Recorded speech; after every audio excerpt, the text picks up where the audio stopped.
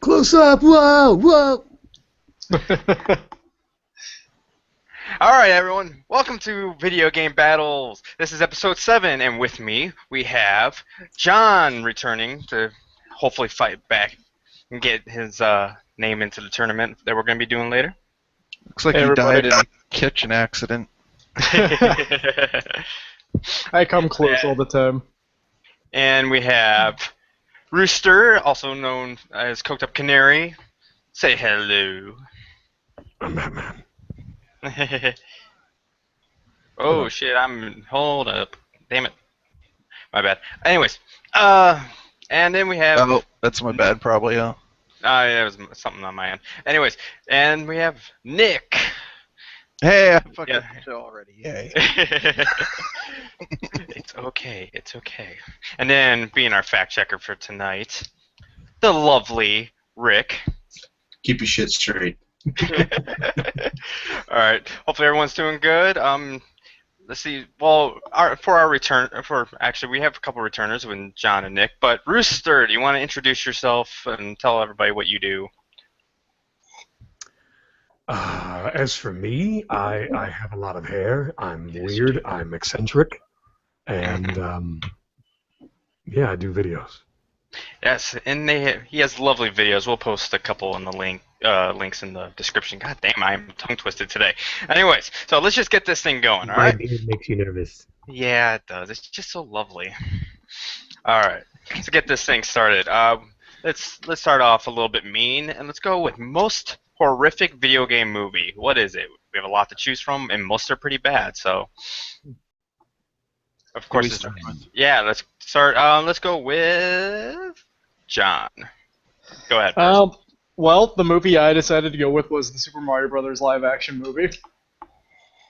For really obvious reasons that it had very little to do with Super Mario Brothers. To those who don't know, the game, the movie adaptation of the game had some similar characters, and that's about as far as it went. There were no Koopas, except for in name only. Instead, Mario and Luigi fought dinosaurs. And everything about the movie was a nightmare. Like, from even the actors' point of views, they said it was the worst decision they've ever decided to work on. Basically, it's a ride. It's a ride. That movie from beginning to end. Probably John Leguizamo's best role. Wow, that's mean. What's your name? Luigi Mario. So wait. How many Marios are there between the two of you? So there's 3. See, there's Mario, and there's Luigi Mario. Yeah. The movie's fun to watch with friends, but as a video game movie, like, there's no way.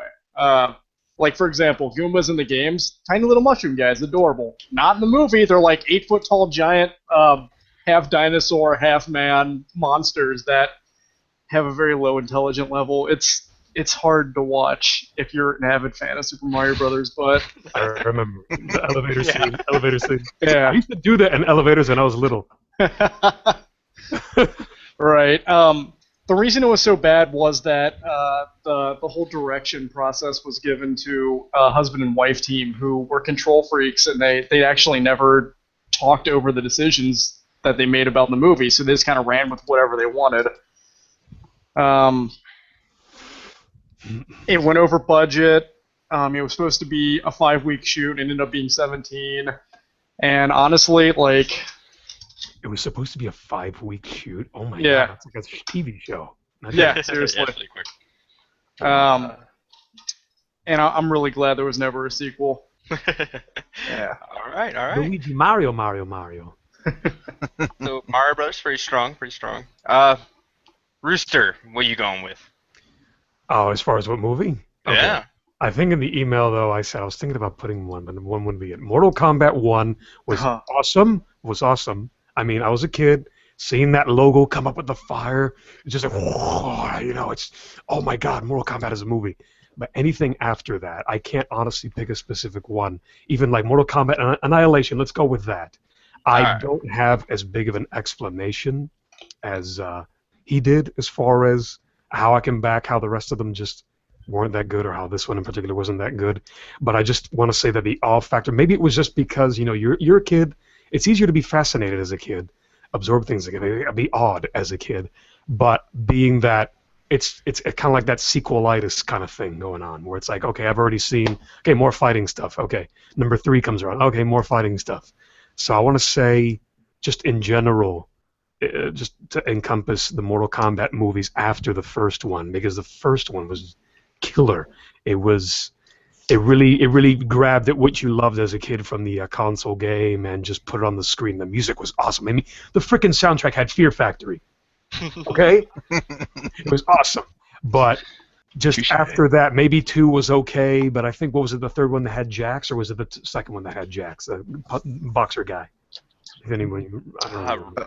Rick, that's your job. But in general, though, I had to pick a movie. I think someone already picked Street Fighter, so I couldn't go with that. That one I was kind of wishy-washy with, but I still enjoyed it as a kid. But looking back on it now, I'm like, you know, what kind of atrocities can I think about, or what kind of sins were committed as far as making a game into a movie? Oh, you know, man, I could have picked Max Payne. But Mortal Kombat, just in general, the roadmap that they took after the first one, I just didn't. Looking back on it now, it just wasn't that great. All right, Nick, what are you bringing to the table? I think we already know. Yeah, Street Fighter. Away. Yeah. Busty So, 5000. Street Fighter was one of those things. It's just like, when you saw it, you're like, what the hell? Okay, so there's parts of it that seemed like it matched up. Like, they got Jean-Claude Van Damme, and you thought, cool, he knows how to do karate and kicks and stuff. He was great in Bloodsport. Did one damn sweeping move to a dude on a table. That's it. No fighting from whatsoever. Rod Julia became the Emperor from the fucking Empire Strikes Back and started shooting lightning. And he knew that shit was so bad he died. Had nothing to do with Street Fighter. And then they even made the atrocity worse. They went and made a video game based on that shitty-ass movie that was also shitty. Basically, they tried to take They tried to take Street Fighter and make it Mortal Kombat. Like, nothing about that movie is good. And then the whole end was like, we're in speedboats. What's this have to do with fighting? It has nothing to do with fighting. There's just explosions and speedboats. I mean, it's awesome for like an action movie, but it was not Street Fighter. You know what you could have said about the movie? You should have said, finish it. They did. They finished Raw Julia. Aww. That was his last movie. Yeah, it was. Alright, so John, do you have any rebuttals, anything to say about their movies? I have to admit, the Street Fighter movie was terrible, but I feel like it could have been a lot worse. The characters they chose, or rather the actors they chose to represent the characters, actually kind of fit pretty well, like, based on the character designs. Like, the story leaves a little bit something to be desired. Bison Bucks, anybody? But I feel like Street Fighter probably could have gone a lot worse. It's certainly at least represented the games a little bit closer than Super Mario Brothers did. Super Mario Brothers there was no Mushroom Kingdom. It was called Dino Hatton, for example. Like, what is that even? Like dinosaurs in Manhattan. That's nothing. That's nothing close to what the original material represented. All right. Rooster, same thing. What do you have to say about the other movies? I don't really know. All right. Nick? Okay, Super Mario Brothers, I'll agree, it was kind of weird, but there was fungus in it. Not the kind we were looking for, but there was fungus. Fungus. They at least had reptilians for the bad guys. So they kind of nailed it there. I don't know why they got good people to play the characters. Let's be honest, they were both pretty good for good picks, at least for like a physical role or whatnot. And the movie had super scopes. Oh yeah, win. As far as like Mortal Kombat goes, it had fighting. For a game based off of a fighting movie. Mortal Kombat 1 was good because Fear Factor was in it. That's one reason why. Yeah. Mortal Kombat 2, I kind of understand where you're coming from, but you got to give the Annihilation one thing. They did one thing right off the bat right. They killed Johnny Cage. Oh, that's right. Yeah. Okay. Yeah. So I'm just gonna say that like this movie, there was like no fighting. Yes, I agree they did pick good people to play characters, but it's Street Fighter. That's not really hard. It's like, oh, we picked an Asian guy for Ryu. Okay. We could put like a freaking Jason mask. All of a sudden, we got Vega. You know, the characters are so ridiculous and so easy to pair up with anybody. I mean, look at Balrog. It's like find a big black guy, put boxing gloves on him, and all of a sudden he looks like Mike Tyson. Okay, there's Balrog. We're done. Not a hard thing to do. Like that movie was. What they did is they basically created any kind of action movie and didn't base it on Street Fighter at all. So that was kind of my problem. Throw a werewolf in there and you get crap, I forgot the name. Sabretooth? Yeah, what's his name? You throw Sabretooth in there, fuck it. Anyway, no, as far as the question, you kind of caught me a little bit off guard because I was reading up on something really quick. I was like, oh, that's right, this happened to me. Go for it. But just in general, I mean, I loved all the movies we're talking about in one way or another in some aspect of it because being a kid, again, you're just so easily fascinated, easily awed by, oh my god, a video game. Like any video game that became a movie. Any kid anywhere, if you have the luxury of going to see a movie that was based on a game that you treasure, it may not turn out to be that great, but the still initial impression of it's like, oh, this is going to be awesome, and you may enjoy many aspects of it. But yeah, there were several turds that came out of that realm of video games that turned into movies, man. Like just they shat them out just without even thinking about it. It's like sequelitis with video games, just shit out sequels. Man, change the background, change the clothing of the characters a little bit, and just call it a new fucking game, Street Fighter 2000. Did they do that actually? Yeah, they did. There's like 50 Street Fighters. There's 50 Street Fighters. There's like 50 Jurassic Parks. Mm-hmm. And one of the Jurassic Parks has the audacity to be a click adventure game for the CDO or something. Mm-hmm. CDO. Sega CD Jurassic Park is a click adventure where you don't do jack shit. You just click. Very right. All right, guys. Rick, is there anything in there that you noticed? Jax was from Annihilation, and other than that, no. But I did want to say that I always thought that Dennis Hopper was a fantastic Bowser. For a physical look, I don't think they could have picked anybody uglier than him. So. So the guy is a snake. The guy is a perfect snake. All right, and I think with that, I am going with Nick. Nice. Ding, ding, ding. Yeah, I think your arguments for Street Fighter, also you kind of called like how Mortal Kombat and everything, isn't that bad, and also how Mario with casting and stuff like that they did an alright job there. And they did a fatality on Raw Julia. That's not even like the right franchise. So, all right. So Street Fighter is the most horrific video game movie of all time, apparently. So. Well, with that, until Mega Man comes out. Yeah. There will always be more. I forgot that this is video game battles, so you're actually like picking out. I'm just giving my opinion. I don't care if I win. No, that's fine. You win. Yeah. I'm like. So this week, of course, a lot of people are playing it. We have Metal Gear Solid 5, Phantom Pain. A lot of people are playing that. But besides that, because let everybody stew a little bit on that. Besides that game, what is the best Metal Gear? And I'm going to let Rooster go first on this one. Okay. I picked the first one because this is what I remember. I mean, it's a question I had to... Just to clarify, Metal Gear Solid 1? What? Just a Metal Gear Solid 1 or Metal Gear 1? Now you got me, because now I'm going to clarify as to why I picked number 1, because it's pretty sure the only one that I remember playing the most, because I never really jumped into the PlayStation one, right?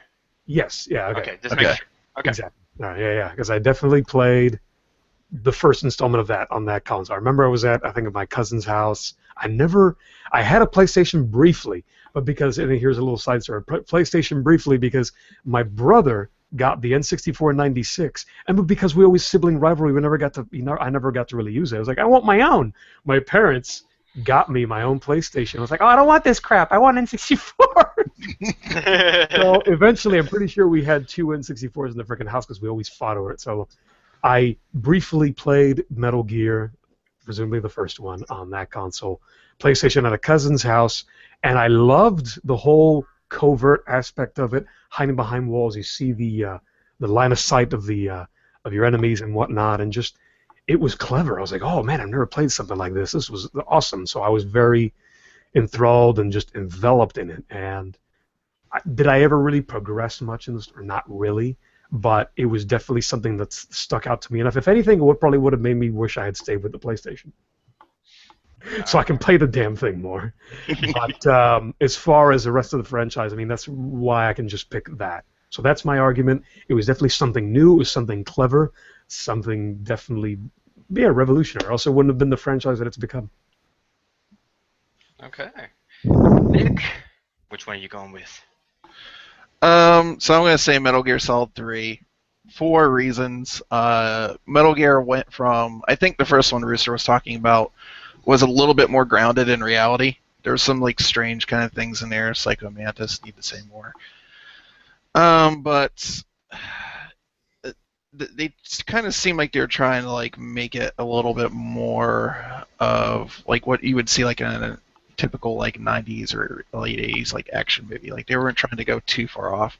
And then starting with 2 and on up, they just got more crazy, right? They just started going ape shit with them. They couldn't even like remake the original, with the original on GameCube without making it crazy. So I think 3 is probably my favorite because it's the one that they just went, okay, whatever. This is crazy. There's like things you're shooting on trees. You've got like this weird like James Bond-esque beginning with like a Snake Eater song. There's like some crazy chick with like riding around in a bikini on a bike, backflipping off of like soldiers, like the ramps or something like that. It's just like, and I like that whole thing. And it was like the first Metal Gear I would say that kind of like made sense to me. That I was like, every other Metal Gear I had a problem was like if you wanted to go in stealth or hide from somebody, you just had to get on the ground and just start crawling on all fours, right? Or be in a box or something like that. It's like, it doesn't make sense when somebody's out in daylight and they're in plain sight that they're crawling around on the ground and all of a sudden they're invisible. At least this game had grass.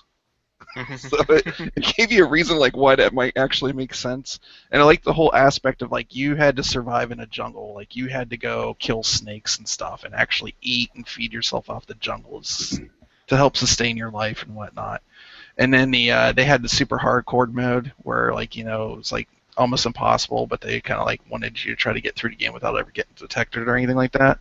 And I thought that was a pretty cool aspect, but yeah, that was probably like the first Metal Gear I actually finished and enjoyed the story. It was neat that at the end it wasn't like you fighting some robot, but like actually a person and whatnot. And I think it told a pretty good story and a pretty good beginning to the whole series. All right, sounds pretty good. John, which one did you go with? I decided to go with Metal Gear Solid 2: Sons of Liberty.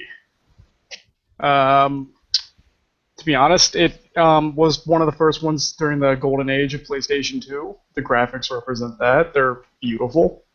The levels really immerse the player.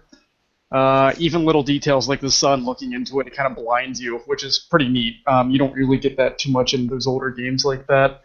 And it rivals games today, kind of. I mean, I feel like it aged pretty well. The music, it's pretty epic. Especially it gets you in the mood when you're trying to sneak around and try to get by undetected. Like you just get so taken in by it. And I personally really enjoy listening to video game soundtracks, and this is one that I come back to sometimes. Let's see. The gameplay is pretty tight. The controls are pretty easy to pick up. And I don't know, overall, it's just, when I think of Metal Gear Solid, this is the one that I come back to. All right. Rebuttals, Rooster, what do you have to say about what they were saying? You have to refresh my memory just a little bit. Well, let's see. Nick was Metal Gear Solid 3, and John was 2. Well, that's another thing. I can't give much of an opinion, being that I I didn't really follow the franchise too much. So as far as what I said about the first one, that's about it. I was astonished enough to keep playing If you need it. to keep going with what you were saying, go for it. If you want That's to all I. That's all I can really say because I don't have much of an opinion on the rest. I never quite caught on with the rest of the franchise, unfortunately. Fair enough. Nick? You're going to tell me the opening to Snake Eater is not the best horrific game or music you've ever heard in a Metal Gear title? They made it James Bond. It's fantastic. It wasn't bad until you had to go up that fucking ladder for 5 minutes and listen to the whole goddamn song. Well, I mean, you can space yourself out. You can just go slow but I don't know. Like out of all of them, it just seems like that one was the most fun that I had with. So I can't really leave it with anything more than that. Honestly, like Metal Gear for me, like as a series, it's just kind of like, it's kind of there. It's not like on some kind of pedestal or something like that for me. So I'm not really going to defend it. It's just like it was like one of those things. I like the whole idea of being inside of a jungle and surviving off everything that you needed to there. Like you had nothing there. So I thought that was really cool. Interesting. All right, John. You have anything bad to say about the other two Metal Gears? Not really. They're pretty solid games, to be honest with you. Pun intended. Sorry. But what makes two? What would you say makes two better? Well, 2 had a little bit more features with it compared to 1. Obviously, it was probably a hardware limitation, if anything. So, because of that, they had a lot more to work with, more space to work with. They could do more characters, flesh out more story, and the game was a little bit harder than 1. That's what I found, but I like that. Like it makes you try. It doesn't just give you the ending on a silver platter. You have to earn it. That's what I got. All right. Wait, that shit not working. Anyways, okay, there it goes. So, Rick, do you have anything to add on to that? Nope. Pretty clean. All right, I'm gonna have to go again with Nick on this one. Ding, ding, ding. I don't Winner. know how. I didn't think I explained that very well, but thanks. Well, Metal Gear Solid 3 is definitely a great game. I can't blame you. I mean, they launch him off of a freaking stealth fighter in the beginning of the... That's very true. You could probably pick any of those and argue them pretty good, though. Yeah. Yeah, agreed. All right, let's change this up a little bit. Let's go with something a little bit crazy. For us PC gamers, we like to use our PCs to its full potential, and we even like to play other systems basically on them. So, tell me, guys, which one is the best emulator? Nick, you get first pick. Go for it. SNES 9X. Oh. Compared, like, I know a lot of people like ZSNES or whatnot like that. ZSNES has not had a major update since 2008. It's falling behind. There's been a lot of issues. SNES 9X has a 64-bit actual exe file that works for it. The thing I like about it is it had some issues, and it kind of stopped around 2012. There's we found out Super Star Wars was an echo issue or whatnot like that. The audio is just now picked up development again, and it's so popular that it's really hard to not find a platform it's not on Android. Even people crack their iPhones, have it on iOS, whatnot. I've seen a version of it on the Game Boy Advance. So just about anything you can think of that emulators popped up on. I think there's one for the PSP, and I'm pretty sure that they were working on one for the Vita. And as far as the emulation goes, every other emulator tends to have little issues here or there. I think it's probably because of the hardware of the Super Nintendo being rather easy to emulate for, but I've noticed probably most of the games work pretty well. There's not too many issues. There's been some sound issues because of the derpy Sony chip on it, but it seems like they've got that worked out now. And now that they're updating it to use more and more of your PC's power, I think the emulation, and from what I've seen in the betas so far, will be a little bit more on par with what you could actually expect with the real hardware. So I'm pretty impressed with it, and I like all the little filters like the TV, CRT stuff, and all that. It makes it look kind of like you're playing on like old school CRT pixels and gives you that blur. Like some of the features of it like that. I think that's a really cool, well-rounded emulator where, you know, the rest of them, it's like they're nice try, but they're just still not there yet, in my opinion. So. All right, and that was SNEX 9X. Yeah. Or SNES. SNES. All right, how's everyone feel with the name SNES? Just kind of let's get this out of the way now. SNES, yay, nay. I tend to SNES when I'm sick. Okay, we got that. I sniz when I'm on the toilet. My butt sneezes. Fact check. SNES, okay? Yay, nay. Go for it. It's a bastarding of the word. I don't like it. All right, John, which emulator did you pick? Actually, I'm going to go with BSNES. I think it's actually called Hegan now. Business. Business. Business. I'm bringing the business. All right. Business. It's an emulator for Super Nintendo, but the newer version of Hegan actually emulates NES, Super Game Boy, Game Boy Color, Game Boy Advance, just about any Nintendo system, actually all the way up to Nintendo DS. And it even actually includes Satella, if anybody remembers that, the satellite-supported Super Nintendo. Wow. Anyway, BSNES has gained a little bit of attention lately because of its super accurate emulation, which is made possible through low-level psycho-accurate emulation, all for the sake of historical preservation for the Super Nintendo. Right now, you can actually play it on Linux, OS X, and FreeBSD.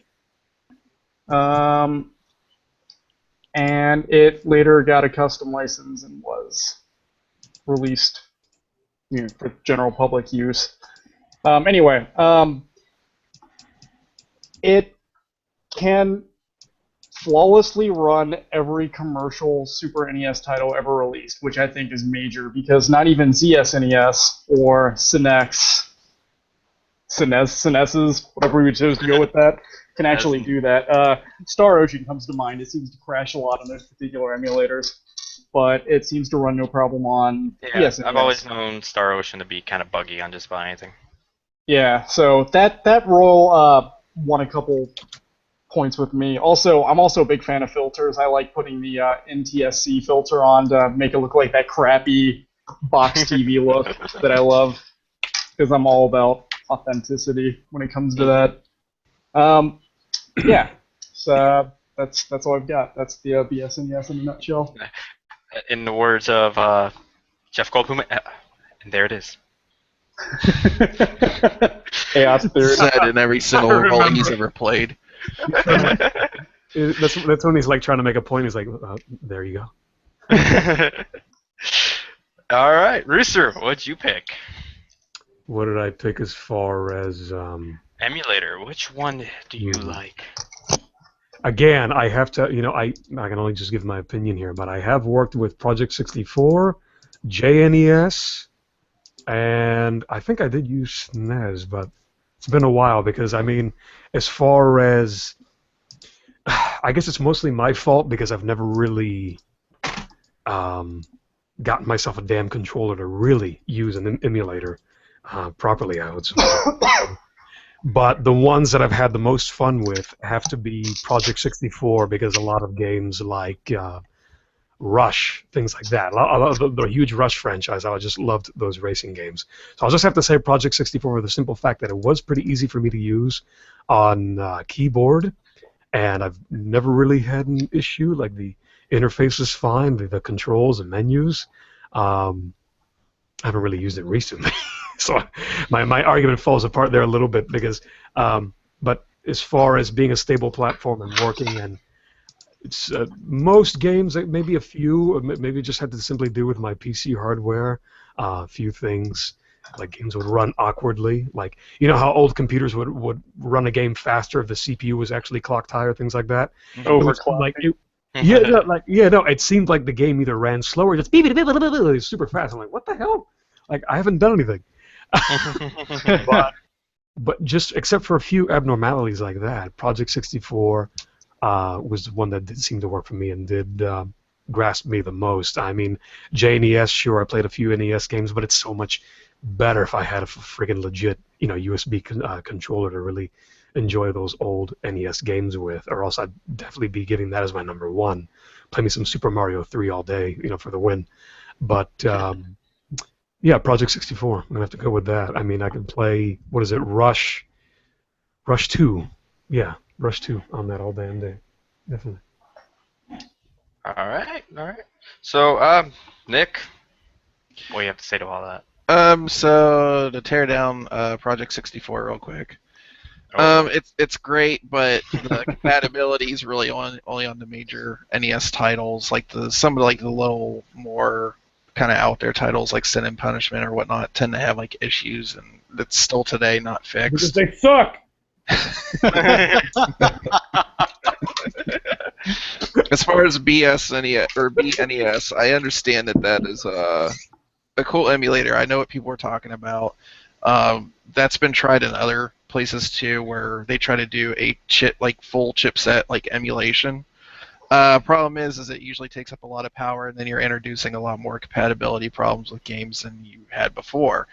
There's been nothing in the support to actually doing the shortcut route and just kind of emulating part of the chipset, the major parts like the CPU, the PPU, or whatever you're emulating. It has really been a problem before.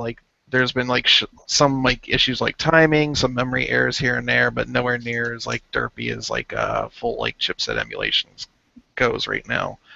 The other thing I have a problem with it is technically a lot of times when they take those emulators and they just throw a whole bunch of other systems onto it, they're just taking other projects and then pulling them into it. And then what happens is those projects might go on, get updated, but then your whole kind of suite's kind of behind because they take their time and then they got to go back and whatever modifications that they did, you got to work with the ones that you have, and it makes it a lot more complex and slow process to get a full-on emulator suite like that to kind of be updated as opposed to one at a time.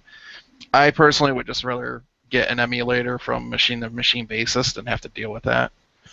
And as far as support goes, I understand Linux and everything, but I mean, dude, Game Boy Advance for SNES 9X. I mean, it's a little bit ridiculous, but sure. I mean, it's just it seems like it was something that it's to the point now where a lot of people have experience with it, and they've thrown it onto so many different devices and whatnot that I would have to definitely call it king. All right, John. How about you, shut up? He called you out pretty good. Actually, called both of you out. Yeah. So, John, go first. I'm actually going to go against Project 64. Yeah, a lot of the. I'm leaving. It's a good emulator for first-party titles like Nintendo titles and whatnot, and main series titles. Super Mario 64, I think, actually runs just about perfectly on it. Maybe with some shadows. Say you shouldn't run Command and Conquer on there, or what? Pretty sure you shouldn't. You should run it on N64. Period. Not even Mystical Ninja Goemon. I've never gotten that game to work, and I'm so disappointed about that. That's one of my favorite 64 games of all time because of how quirky it is. I mean, the game has its own laugh track, which speaks volumes about what kind of game that is. But my saving grace is Conker's Bad Fur Day works on it. Be quiet. Fair enough. But I don't know. Banjo-Kazooie runs a little slow to the point of kind of being not really. Kazooie's drunk. Because Kazooie's drunk. I don't know. But I do actually have controllers that do work with it. I tried to get one of those ThinkGeek Nintendo 64 clone controllers with a USB attachment, and for whatever reason, I couldn't get Project 64 to sync with it. So I think there were some compatibility issues with that there. Other than that, though, I will say this: it does have a lot of features that you can twerk to get the games, or tweak to get the games working. Did you say twerk?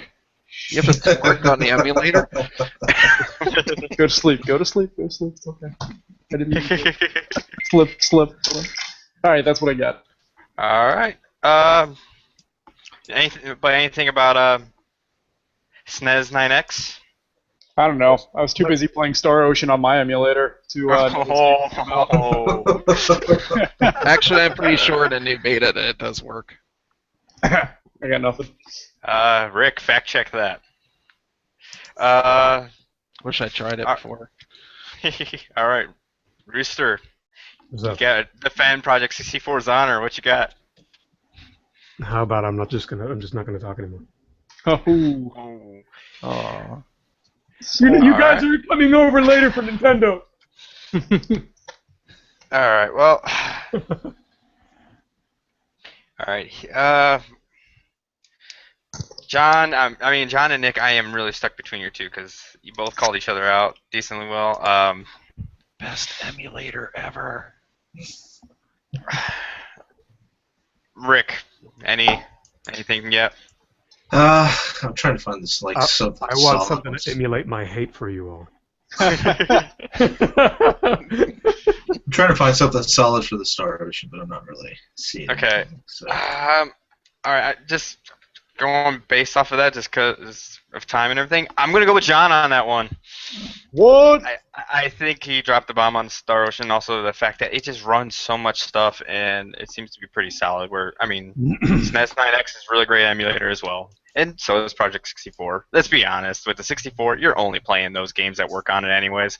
No one cares about the other ones. Yeah, there was a SNES for you. Yeah. All right, guys. So, ding, ding, ding for John. All right. So, with that, since we're talking about classic games, what classic game deserves, to be revived, to have a new one, have a new life, whatever? John, what do you got for me? I'm going to go with Crystalis, for originally released on the Nintendo Entertainment System. Now, it did get a remake on the Game Boy Color, but it was so god-awful that it got horrible reviews that I'm not even going to count it. They need to breathe life into that. Into that Game Boy series Color again. was a long time ago, man. That's fine. It was, but they shattered the game though. They changed the soundtrack, they changed the story around, they rearranged bosses. They tweaked with a lot of stuff that didn't need to be tweaked with. I picked Crystalis though because, well, it's a game that people need to play now. Originally released by SNK.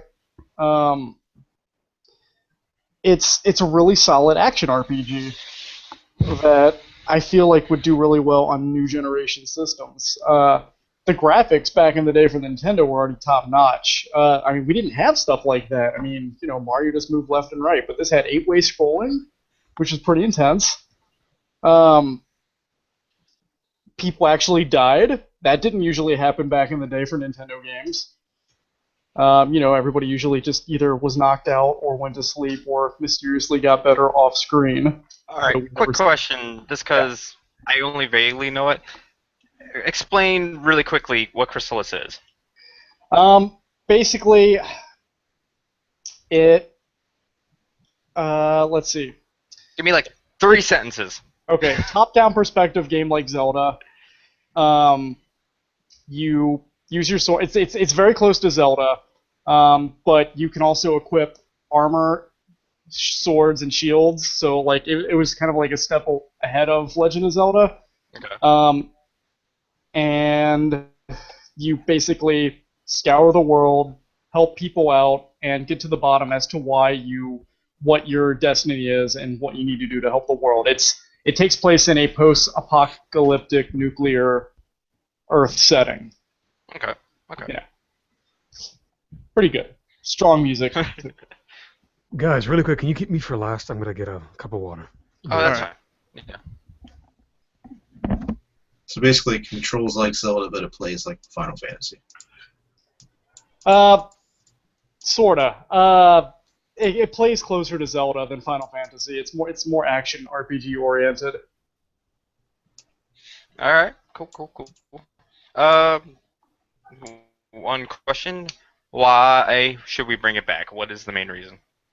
Because you can do a lot with a game like that. The story was limited based on the limitations of the Nintendo Entertainment System. If you brought it back, say on PlayStation 4, you could probably implement some sort of multiplayer in the game, have a bunch of, your character's a warrior magician, so you could get like a party together and go across the world, discover stuff as a team, and it could be great. It could be great fun. A lot of memories could be had there. What else? It's all right. Let's go, Nick. What do you got for me? I think you gave a good, solid argument, John. Mm-hmm.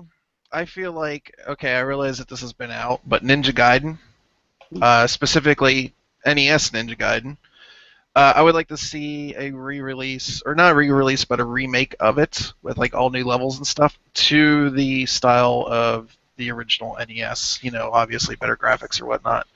The reason I'm kind of counting now, I realize there's been like new Ninja Gaidens and whatnot, but they didn't feel the same to me. The thing I liked about the original was, he was just saying with his game, there were certain limitations that the NES had, and there were a lot of games that, like, if you look, like, gameplay style, like Castlevania played similarly to Ninja Gaiden, but it was slower, and your character kind of felt like he had shit in his pants all the time.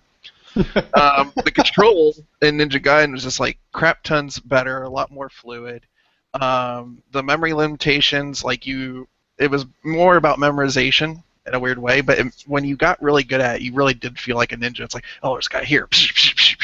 You just had a shit ton of fun with it, and they just threw so much at you that it took you a while to learn the level, to learn the layout, and how to jump between objects and whatnot, and use the different power-ups. There's like one area I can think of constantly where there's like those little bastards always threw like those knives or whatever at you. I was like, if you didn't have the flame, you're up shit creek without a paddle there. But like once you got used to the game, you're like, oh, I need to have that upper flame shot. So you're just like going around like a crazy person, and it's like that game probably to me is like one of the fastest, most fun games I played, and that's before Sonic. So as far as that, I'm not talking about like a full-scale game, but I would definitely like to see like a little indie project or something to see that come back. Okay. So like a Kickstarter or something?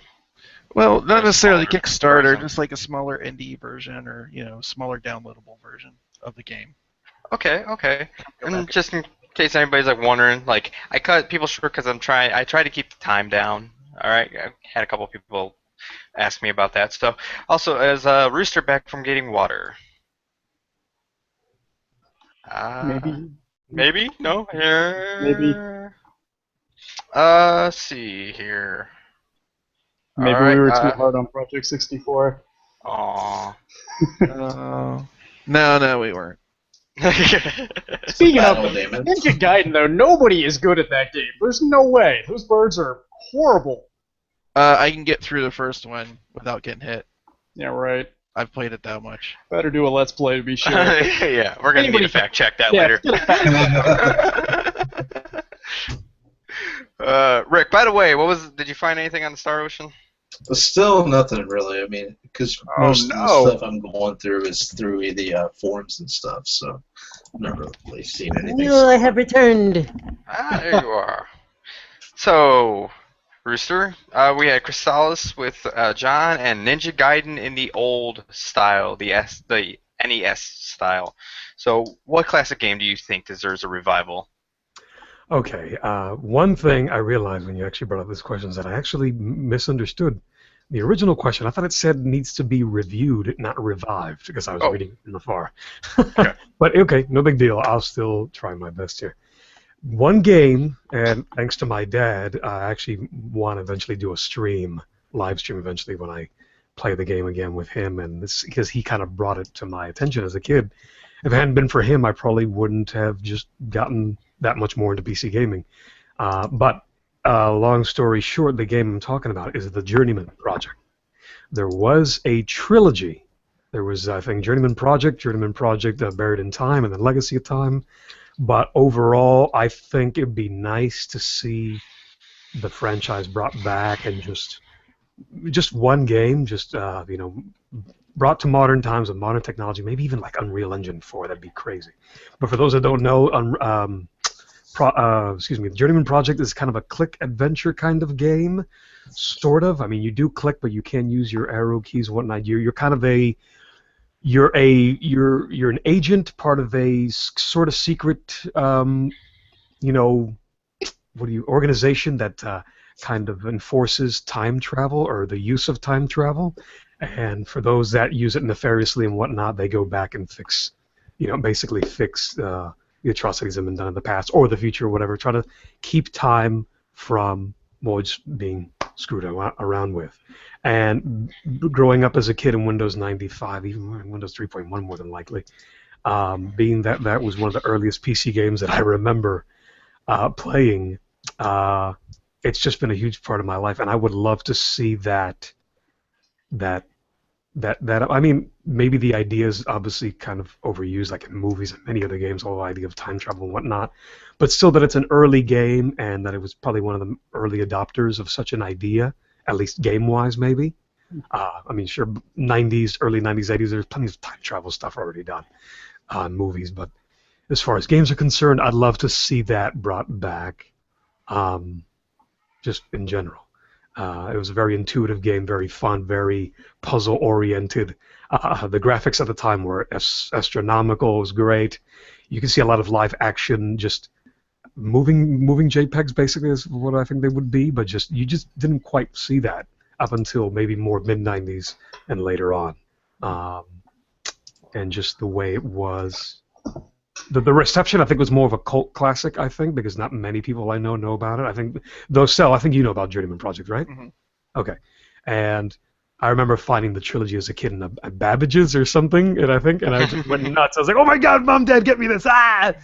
What's a Babbage's? What? Or something. Babbage's or one of the other one of the other ones. It's just so long ago. I know, but what was it in the 90s? It was Babbage's and I think another chain. I think that was it. There's Electronics Boutique. There's also that, yeah. KB, yeah. Wow. Dude, it was so awesome. Every time you go to the mall, you see Babbage's. Yeah, Babbage's! It was the 90s. It was the 90s GameStop, but so much better. Yeah. So they are GameStop, technically. Yeah, they are now. Yeah. Babbage's I mean, I think we all were. I mean, I went to Babbage's and, like, they pretty much knew my name and my brother. Like, we go in there at least once a week and just buy something. The thing is, the funny thing is that I don't remember a Babbage's or something in my hometown. I always saw the Babbage's as some shit in some town we used to go vacation to in the summer. So I don't know if it had come down to my area, or maybe it's just because we hardly hit up the malls in my area anymore. So the only malls I would hit was eventually on vacation. So that was just part of the vacation, man. It was awesome. Like that. All right. But yeah, okay. John, I know you kind of already dogged a little bit on Ninja Gaiden, but if you want to make a quick remark on that, or Journeyman, go for it. I will say this about Journeyman. I actually played it too when I was younger. I really did appreciate the fact that you could actually... I'm not exactly sure which one I played, but I know it was packaged in with like Windows 95 back in the day. There are yes, quite a if few. If it was a CD that came with it, it was probably Journeyman Project Turbo, because I remember. I mean, our first PC was a Tandy 1000. I'd love to find a picture of it somewhere. I'm dying to find it because I'd love to find out exactly which submodel, the 1000 we had. But sorry. Okay, go ahead. No, go ahead. I was going to say I really appreciated the fact that game could actually be completed in different ways. Oh yeah, definitely. Yeah. It's a lot of your actions dictated the. It was one of those. But second computer, Windows 95, when obviously it was a thing. Was a Packard Bell Legend 402 CD, I think. First, flat kind of desktop thing, embedded speakers on the monitor, all that, and it came with like a sampler CD pack with like Encarta 95, frickin' Mayo Clinic or Home Cooking of CD-ROM, and boom, it says Journeyman Project. I'm like, what the fuck is this? And my dad eventually showed me, because granted the computer wasn't mine; it was in his den. Eventually, the computer ended up in my room. So that eventually became my first legit computer that was mine. And yeah, I mean, I love those sampler packs. It came with like Journeyman Project Turbo, Silent Steel, some submarine click adventure thing where it's the game, and then just those sampler pack things were hilarious. I love that stuff. All right. Yeah, you were talking about Anything playing. negative to say about Journeyman? Yeah. Journeyman, I do actually have a little bit to criticize it on. The music was really repetitive when there was music, but I mean that was probably more of a limitation of the technology than anything else. Going back to Ninja Gaiden, I don't know if it would do too well like in today's standards. Like I knew they had that re-release or reboot. I'm not exactly sure which one it was because I actually didn't play it, but I don't know. I just kind of feel like it won't work because I mean, if you want to take an example like Capcom is trying to bring back Mega Man in different ways, and it's not biting at all. Like Mega Man Legacy came out, and they hyped it up, and it's really just the first 6 games. It's like that isn't really that special. You're paying for a challenge mode that really isn't even that challenging. But I don't know. I just kind of feel like there's not enough there in Ninja Gaiden to get it enough of a catalyst to get it booming back in the gaming industry again. All right, Nick, what do you have to say to that? I 100% agree if he's arguing for a full AAA title. I'm not arguing for a full AAA title. I'm asking for like maybe like a short like little, 3.5, 4 hour like $10 thingy that's back in the style of the NES. Like yes, I 100% agree on the reboots, and they were terrible because they weren't anything like the good Ninja Gaiden games. They went off into some kind of other beat 'em up realm that didn't have the spirit of it to me. The only thing it really had was the speed. But it was like it was nothing great like the original. It didn't have the same kind of like story presentation or anything like that. And that was another thing I thought was really notable about those is that they were for a NES game back then. They were actually telling like a full-on like kind of like anime style story. Not that that would really apply today. I just want that kind of gameplay mechanic back. Yeah. And I haven't seen that in a while. But as far as like a AAA game, I 100%, it doesn't belong in that space. I just want like a short like little release here and there, sort of similar like what they did with the Castlevania series on the Game Boy Advance and the DS after a while. As far as Journeyman, I have nothing bad to say about it. I actually like those games quite a bit. I will agree that the music can get a little bit repetitive. That game is really hard to go back and play now. So which one doesn't get repetitive then? Which one? I'm curious. Mostly the first one because it was just the space of the CD-ROM. They were just trying to stuff everything on there and whatnot. I guess. I mean, I didn't really notice it too much because I actually really enjoyed the music. Like, I still.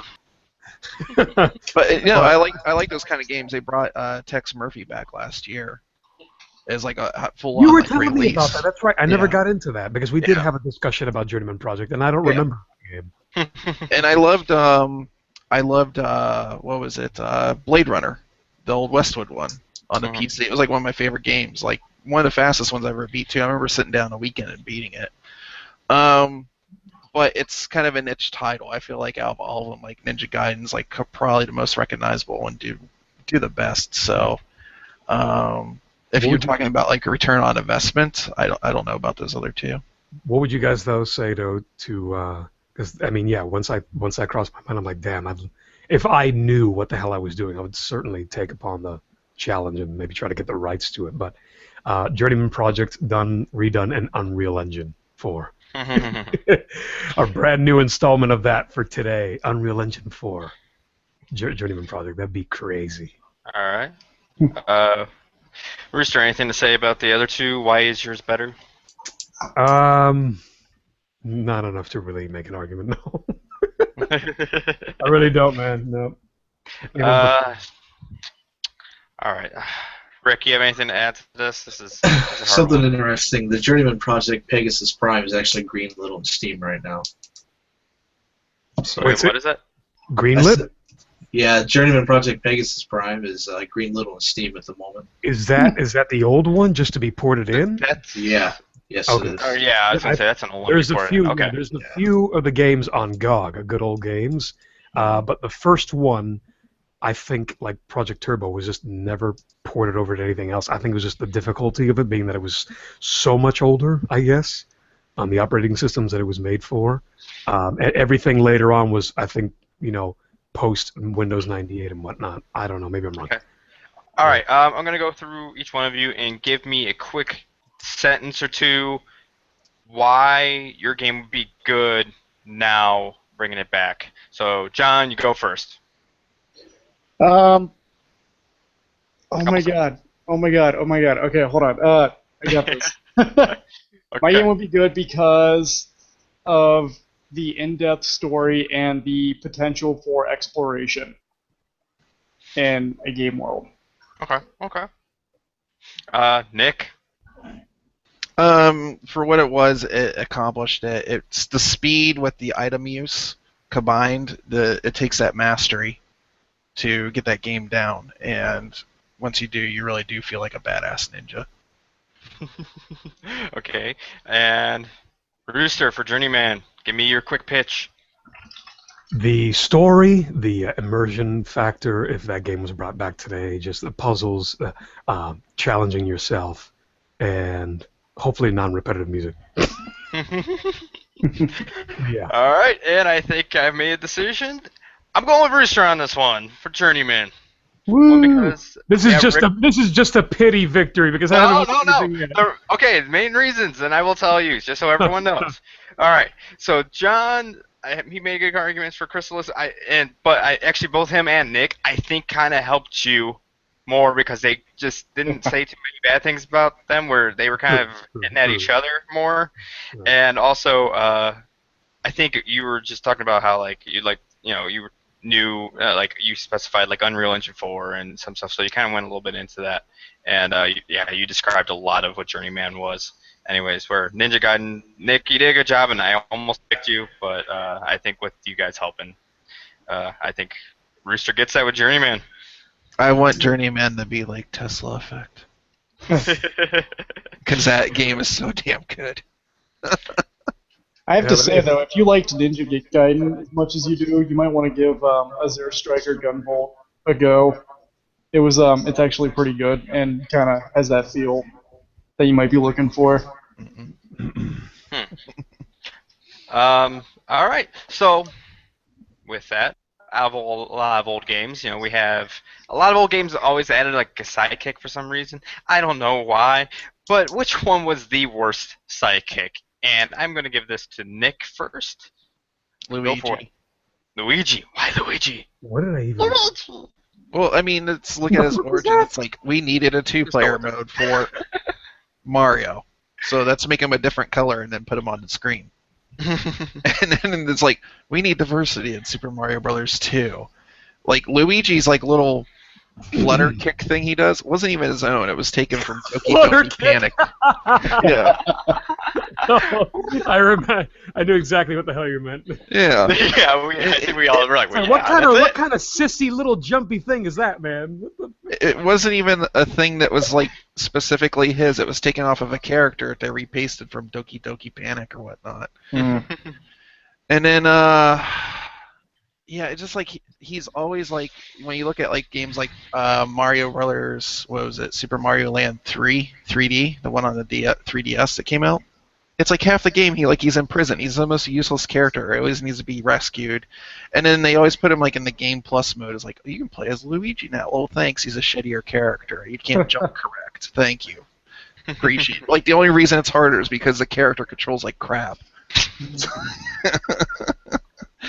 So like, yeah, he's just basically kind of like, your typical Italian plumber loser living in the bottom of Mario's basement. I don't know. Fair enough. All right, Rooster, I'm going to go with you second. Damn it. Who can be worse than Luigi? You tell me. I might have to pull a skip on this one because I'm trying to think. Because the problem is, you didn't say it. You replied to me as like, oh, that answer's already taken. I did say Luigi as well. Actually, yeah.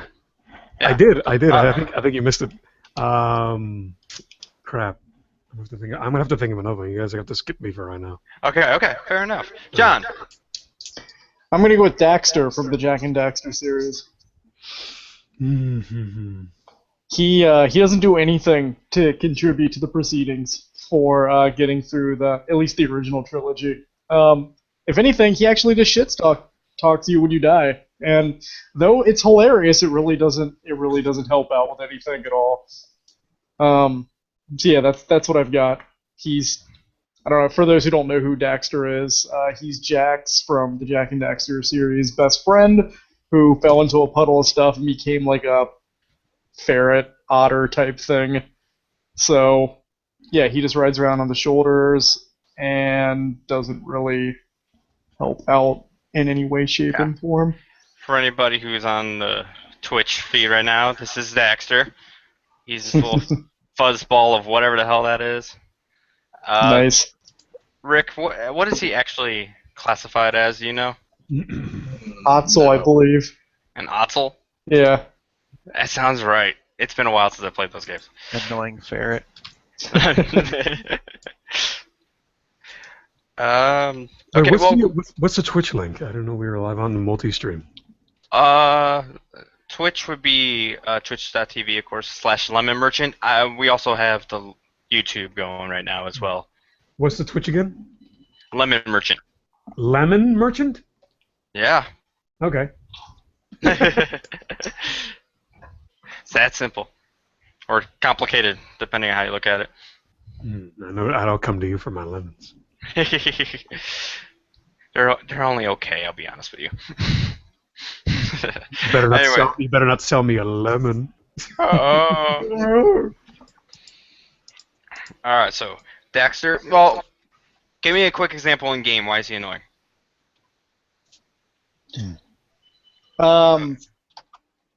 Well, in the first game, I mean, whenever you die, he has to throw out a one-liner. Like, always. Every single time. Like, hey, you're not going to need your stereo anymore, right? So I'll be taking that off your hands. Stuff like that just gets old after a while. Alright. Alright. So, Rooster, you got one for me? I'm just going to spit one out because it has to do with the rest of the questions, if not the last one. But I'll just say, because I really can't think of one. So just to answer, Slippy isn't quite a sidekick, but what the fuck is? I don't like frogs. That's it. Get it out. I would say Slippy's a sidekick. Like, yeah, but I don't know. What in game has he honestly done anything in? Like, I don't recall a game where you play as Slippy.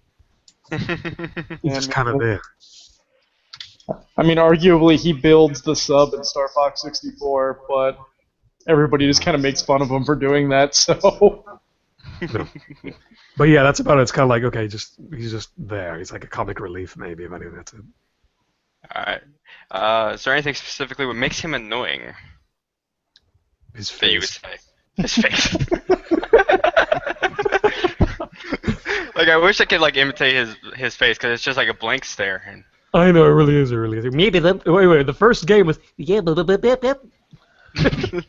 actually kind of like that. Dude, hey, I remember the first game of first StarFox. He had that booklet. I wish I still had it, but he had like that fully drawn, or I forget if it was drawn. If they were just suits. Was it guys in suits, or was that just some kind of drawn, really detailed, textured fur drawing of all the characters? Do not know. Because it looks like an animatronic in like a Jim Henson puppet movie. It looks legit. It looks good. It looks like something that he would construct, like practical effects like that. I don't know. Oh no, they were computer-generated models, I believe. I know what you're talking about. But it looks freaking good. It looks freaking good. About the ones they look like they're like Muppets or whatever. Yeah, no. Those were actual puppets. Oh, were they? Okay. That's what I figured. I had a buddy that worked at Nintendo in Redmond, and when they were tearing down the old buildings, putting a new one up, he actually went in a storage closet and they found Fox McCloud in there with some of the sets, and it was Fox was rat infested. So cool. Oh my god! Did he keep it? Did he keep it? I don't know. It was rat infested. I don't know if he wanted to. Oh no, poor Fox! Damn it. But all right. Cool, man. It would have been like finding one of the animatronics in Five Nights at Freddy's. It would have been like Fox looks like Foxy all fucked up now. All right. Nick, what do you have to say to all those? Daxter's annoying, but he had a game on PSP that was actually pretty awesome. It was like dedicated to him. I don't know about you, but when I die, if somebody asks me if they can have my stereo or something, it's actually pretty damn funny. I don't know. I think it's cool. Whatever. It's the way I would roll. As far as like, what did Rooster say? Slippy. Slippy. Yeah, Slippy's kind of dumb. Slippy just runs away from the fight. Like you're always rescuing Slippy. So. That's right. That's right. Yeah. Yeah. He's too much of a pacifist. Yeah. Never mind. I've lost my speech. All right, John. What do you have to say to those? I never actually got around to playing the Daxter PSP game, so I can't really comment on it. But from what I have played, Daxter's just so lazy. Like I don't want to give away storyline or anything, but Go for it. I think it's been long enough. right. I mean, in the end of the third game, he actually has the chance to get his body back, and he chooses not to because he just likes the lifestyle that he leads. He's just a drain on The lifestyle? Please explain. Well, like he gets to ride around on Jack's shoulders all the time. You know, not really contributing anything to society or his friends or his family or anything like that. So He's is he a not hipster? freeloader. He's a useless freeloader. All right. Anything against Luigi Slippy though? I mean, Luigi was the star in his own game for a year. Luigi. I mean, he actually saved the princess. Not exactly useless, if you ask me. He also contributed to Mario and a lot of the Mario and Luigi Superstar Saga games. In fact, I mean, he was essential to completing the quests. So, there's that too. As for Slippy, as useless as he is, he actually does save StarFox and crew, well, okay, almost never. But, without him being part of the team, there's no way Fox could have cleared the submarine mission because Slippy, like I mentioned earlier, was integral to building that vehicle for Fox to explore the Aqua's planet. So that's all I've got for them. I want to play Star Fox now. Yes, you do. All right. Rooster, talk some shit about Daxter or Luigi. Or actually, why they're better, actually, I should say. My bad. You know why they're better? Why they're better than Slippy, yeah. Why are they better, not worse? My bad. Yeah, exactly. Why they're better?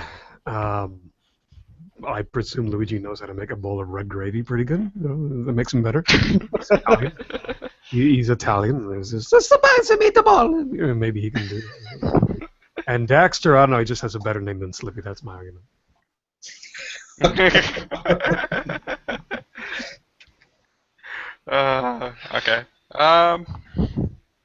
Their names are too cool.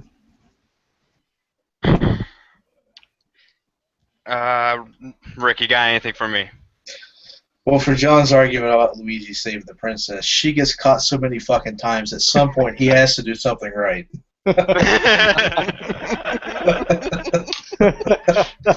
all I got. Actually, could you do one little thing for me? Look up like reception on the Daxter game versus like Luigi, also Luigi's Mansion. Really quick, but any closing statements from you guys to help me decide? Quick little statements. We'll go. Nick, go ahead first. I mean, we're just going off assumption here, but Mario is a shorter, fatter version of Luigi. He's not even in shape, and he can get laid, and Luigi can't. Okay. I know, until you play Mario Maker and get the Luigi mushroom. All right, John, what's your closing statement? You could get through Jack 1 through 3 without Daxter. The game probably wouldn't even change, to be honest.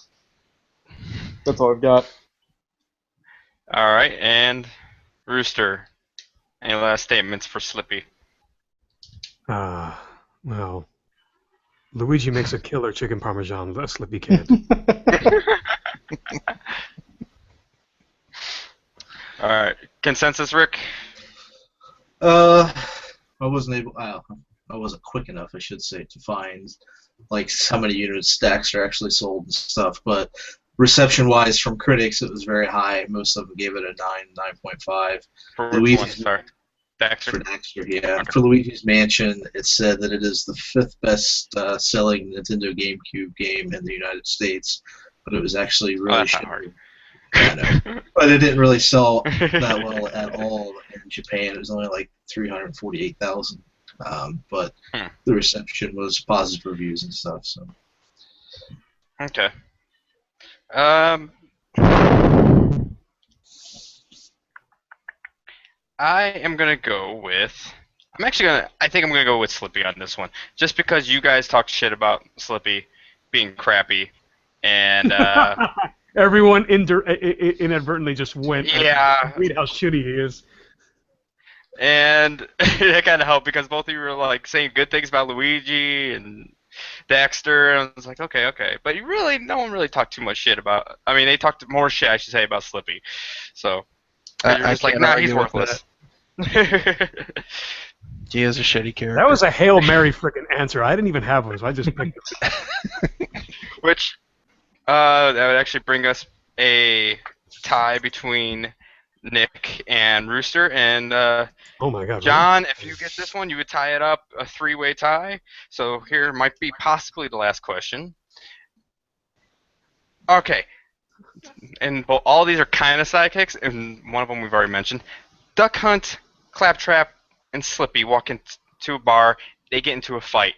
Who wins? John, go first. Duck Hunt Dog, because in his original game, he cannot take damage whatsoever. And he's pretty good at collecting ducks and shit, so... To be honest, like, if he's immortal, then there's no point in fighting him, so... He can't be damaged, you can't shoot him, you can't do anything to him whatsoever, so he's untouchable, but he can clearly touch other things, so in a fight, Duck Hunt Dog would win. Alright. Do you want to continue defending Slippy there, Rooster? Shut up. What was it that I... Because I answered something stupid like, oh, Fox would win because he's going to get all the chicks anyway at the end of the night. But anyway... I'm going to have to pick, I'm pretty sure I'd never played BorderLands, like any of them. So I can't even make an argument there because I don't know who the fuck I'm talking about. How the hell am I going to defend Slippy? Oh, you'll be... I was starting to think of something to do with salt, but that would be a weakness. He would explode. He's a frog. He'll explode.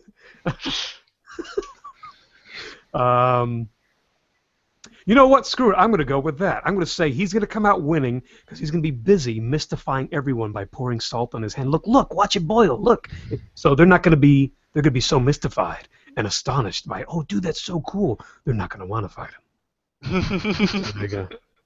It's like, look at this magic trick, man. Your skin can't do this. All right, Nick, what you got with ClapTrap? ClapTrap is gonna give Slippy the clap. Robot that's got a chip loose somewhere with guns. And let's be honest, when we're talking about these two characters, one can't even do anything without a fox around, and the other one just lays in front of guns anyways. And by the way, can be shot if you're playing the arcade version. Oh, that's it. That's it. Okay, he got you. Bullshit! There's an arcade version, motherfucker. Hey, when you're talking to Cell, you're talking about some obscure fucking shit, though. Okay, he knows it. Right? So let's see. Those three walk into a bar. Slippy be like, "Fox! Fox is not around anywhere." The dog's like, "Ruff, ruff!" Bang, dead.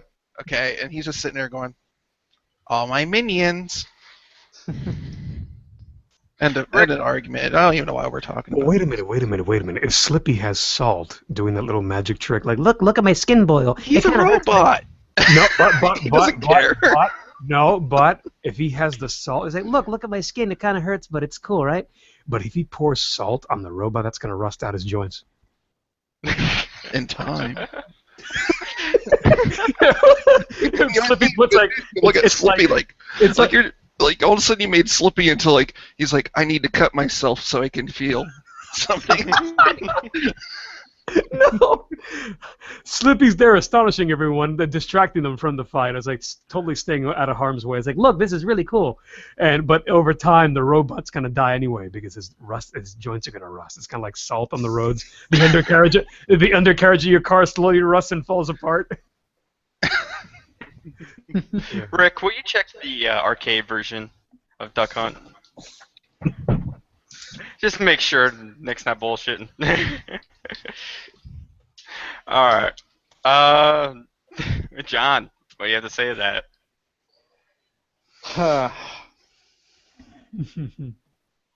It's funny. Fuck, I can't say anything to that. If he can be shot in the arcade one, that kind of blows my argument way open, so I got nothing. I didn't even know. Yes, you can shoot him in the arcade. Wow. Damn. Alright. Mine was more inventive. Mine was. I'll give you an A for effort. Shut up. Alright. Nick and Rooster, you got anything else to say for your thing? Or John, anyone? Nick, you go first. Go ahead. He's pouring salt on his skin. What's that going to do to me? His self-mutilation is amusing those around him, and probably even his enemy. It's like, oh, that's so cool, man. So while he's staring at his hand bubbling and like this, oh, look at this magic trick. It's really not a magic trick. It actually really hurts. But it's a magic trick. It looks cool. He's going to just covertly like swish and throw some salt at the robot's joints, and then over time he's just going to die anyway. Okay, but then he's dead anyways because he got shot. Well, no, the robot's going to get arthritis. I get arthritis. So what happens here is what you're doing is proving from your last argument how stupid of a character Slippy is. Yeah. maybe it's bath salts. Alright, Rick, what were you going to say? So basically what's happening here is Slippy and ClapTrap are over here in the corner doing bath salts. While ClapTrap is distracted, Duck Hunt Dog is able to go over and tear apart ClapTrap. But then he eats the frog, but then the frog explodes inside Duck Hunt Dog because of the salt. Salt? So everybody's dead. Everyone dies. Okay, no, I see where he's going. So the dog eats Slippy. Slippy blows up inside the dog. Bits and pieces of Slippy and dog go everywhere because of the fucking salt making him explode. All the bits and pieces and goo and sodium residue get on the robot. So the robot over time withers away. And he says, "Curse you both!" Oh. But he died last. And with that, Nick, you win with ClapTrap. Good job. They all died though. That's fucking great. Let's turn that into a game. Alright, so with that, Oh man. Nick, congratulations. Of course, you get the honorary thing of plugging whatever the hell you want. And also the choice that you can come back next show, be fact checker or host. Unless Steve says that. I'll be fact checker. Okay. And go ahead, plug your Twitter and whatnot, whatever you want. And your butt. Yeah, I'm self-processing on Twitter, and you guys can find me on Twitch. I stream there, and I also stream here at a Final Save Point, which you guys are watching already, because this is kind of my channel. So, congrats, you made it here. All right, and of course I want to thank John and Rooster for joining us. Thank you. It's been always a blast to have you guys on. I know Rooster's been on the Final Save Cast a few times, so. Yeah, thanks for having me again. And our beautiful fact checker, Rick. I know, it's so pretty. It's the red hair, always. Don't look at him; he'll suck your soul. All right, guys. Thank you for another game of video game battles. I'm Josh Warden at Lemon Merchant 1 on Twitter, and hopefully you enjoyed this. And see you next time.